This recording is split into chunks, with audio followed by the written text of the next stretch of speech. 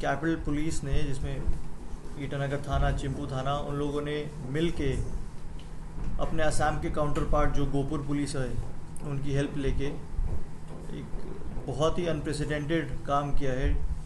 Stolen vehicles की recovery हम यहाँ देखते हैं कि होती रहती है, कभी 2 व्हीकल, 3 व्हीकल, 10 व्हीकल, 12 व्हीकल, इस तरीके से होता रहता है। लेकिन हमने एक कंसोलिडेटेड टीम बना के इसको ट्राई किया कि पिछले 2019 से लेके आज तक जो स्टोलन व्हीकल्स की हमारे पास लिस्ट है उस पे हम लोग काम करें। 15-16 जून को एक व्हीकल चोरी हुआ था ईटानगर थाने क्षेत्र से, जिसके ऊपर फॉर्चुनेटली जीपीएस डिवाइस लगा हुआ था, और फिर उसको फॉलो करते करते हमारी एक टीम पहुंची गोपुर में, असम में। वहाँ पे उन्होंने वो बाइक रिकवर कर ली। उसके बाद ये आइडिया लगा कि एक तरीके से एक कंसोलिडेटेड गैंग है 4 लोगों का, जो पिछले 2-3 साल से एक्टिव है ईटानगर कैपिटल रेंज से व्हीकल्स चोरी करने के क्षेत्र में।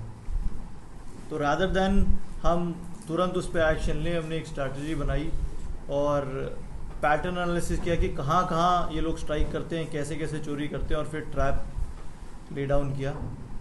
सब्सिक्वेंटली 4 हमारे पास पकड़े गए, और in a week long operation total 51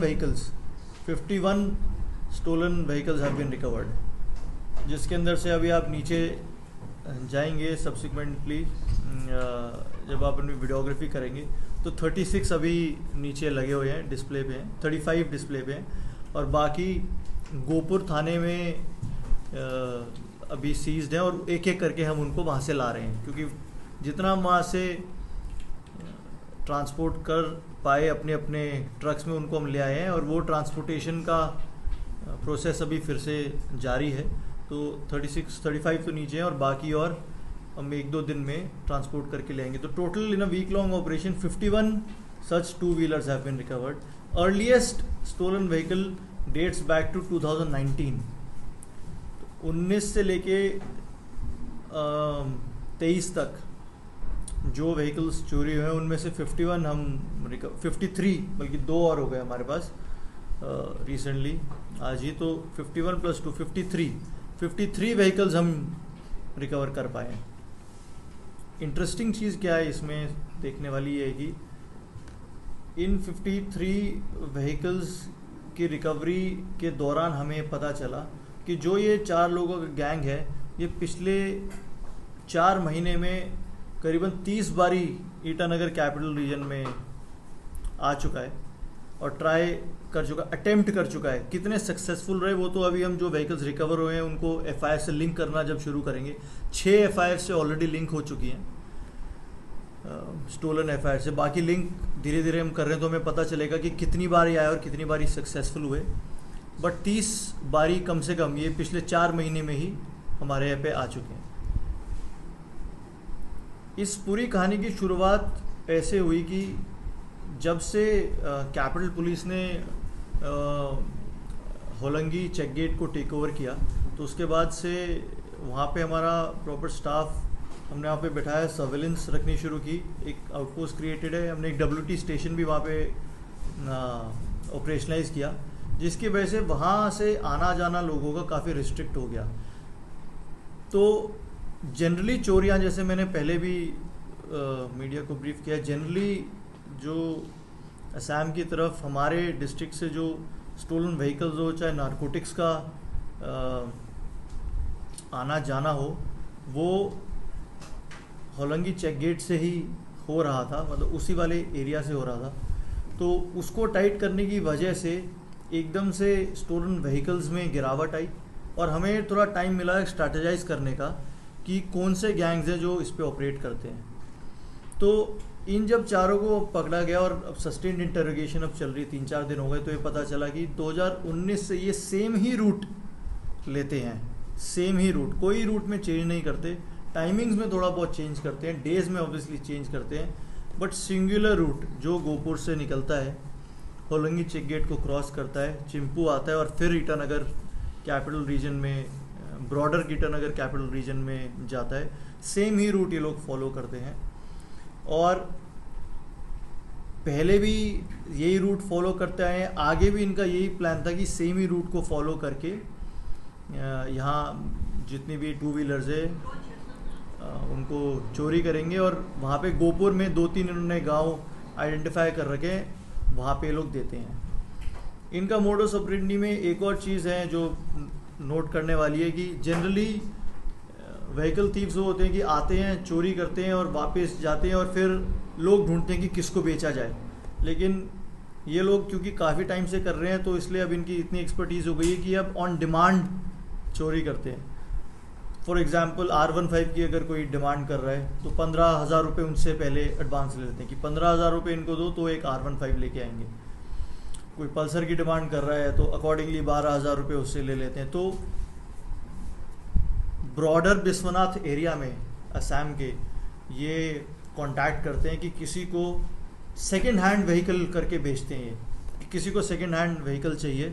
obviously बताएंगे कि चोरी का व्हीकल ला रहे हैं तो लोग लेने में ज़्यादा इंटरेस्टेड नहीं होंगे, बट सेकंड हैंड व्हीकल करके ये प्रोजेक्ट करते हैं कि हम सेकंड हैंड व्हीकल आपको लेंगे, कौन सा मॉडल चाहिए, कौन सी आपको बाइक चाहिए वो मुझे बताइए, हमें बताइए और इतना पैसा एडवांस हमको दीजिए।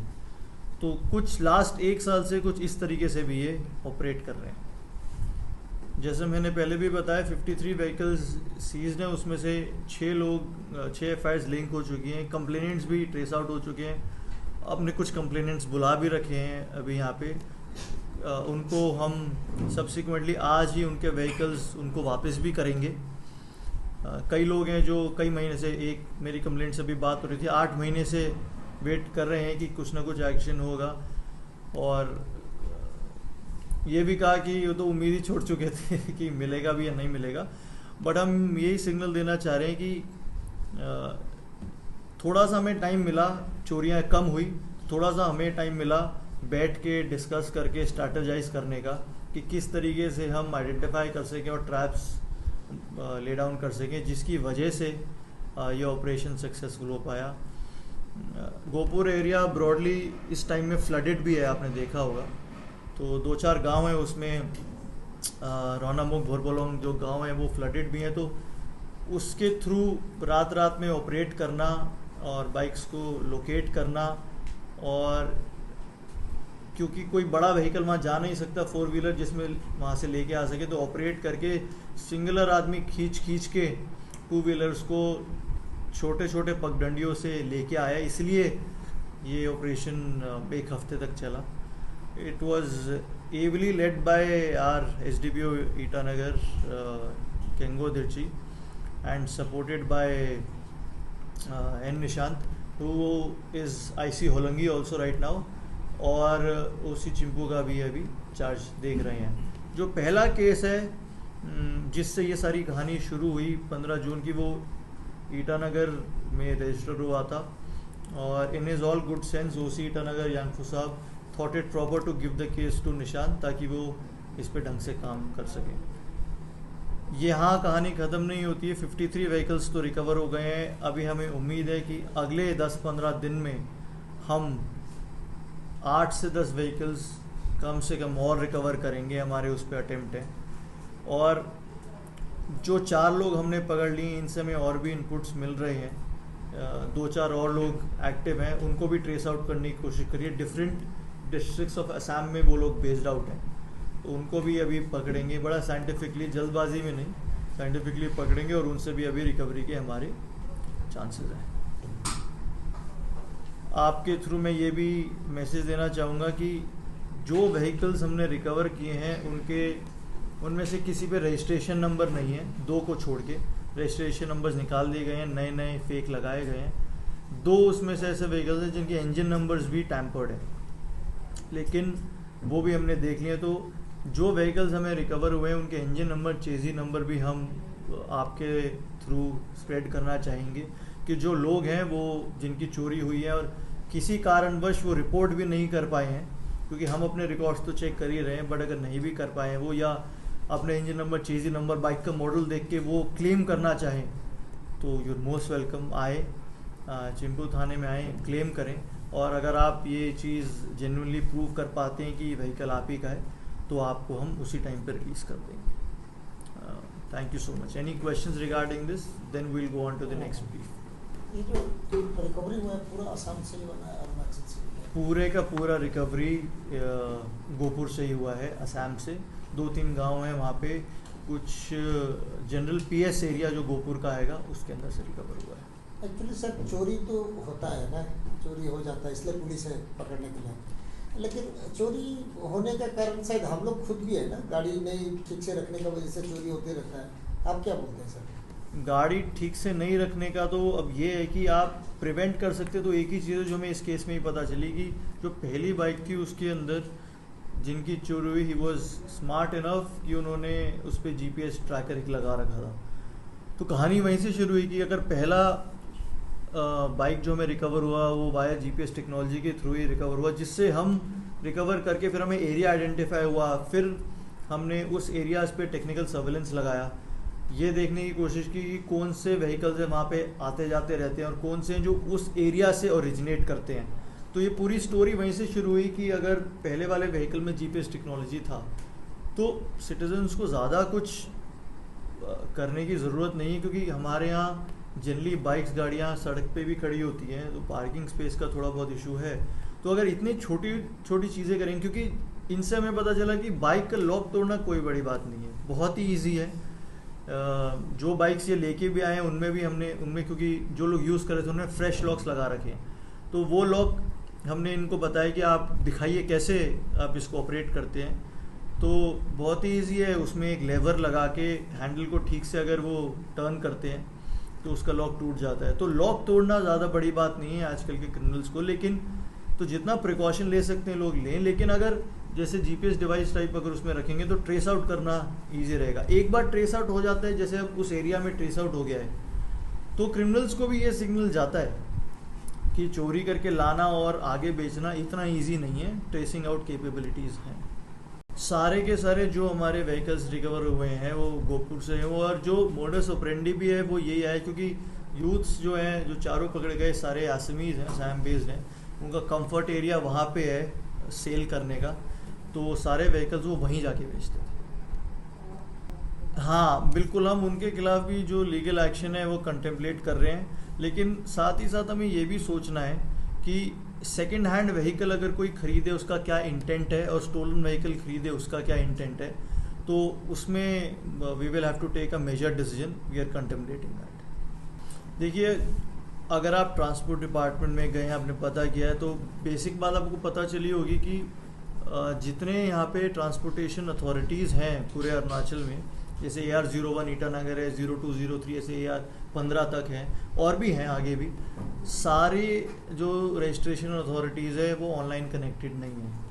कुछ ऐसी रजिस्ट्रेशन अथॉरिटीज़ हैं जो अभी भी आज भी किसी भी गाड़ी का registration number via physical paper बनाते हैं, तो डुप्लीकेसी होने का चांस बहुत ज़्यादा है। प्रॉपर स्क्रूटनी उन पेपर्स की हो रही है या नहीं हो रही है वो जानना अगर वो ऑनलाइन नहीं है तो बहुत मुश्किल है। तो बिल्कुल ये है कि मैं इस पे नाहरलगुन पुलिस किस हद तक इन्वेस्टिगेशन पे गई उस पर कमेंट कर नहीं पाऊँगा, मेरा एरिया नहीं पड़ता है, बट जो आपने इशू रेज किया है उसके बारे में जितना मुझे पता है मैं ये बता सकता हूँ कि जो अथॉरिटीज़ अभी ऑनलाइन नहीं है, आई थिंक ट्रांसपोर्टेशन डिपार्टमेंट से उनको अभी डिक्टेट गया है, उनकी तरफ से डायरेक्शन गया है कि उनको भी अरुणाचल का जो मेन फ्रेम है उससे कनेक्ट करने के लिए, क्योंकि जितना मुझे पता है आई थिंक सेपा एक है और एक कुरुंकुम है, इन दो का तो मुझे आइडिया है कि शायद वो अभी ऑनलाइन कनेक्टेड नहीं है। तो जितने ज़्यादा चांसेस हैं फ्रॉड्यूलेंट पेपर्स के साथ रजिस्ट्रेशन नंबर लेने के इन एरिया से ज़्यादा है।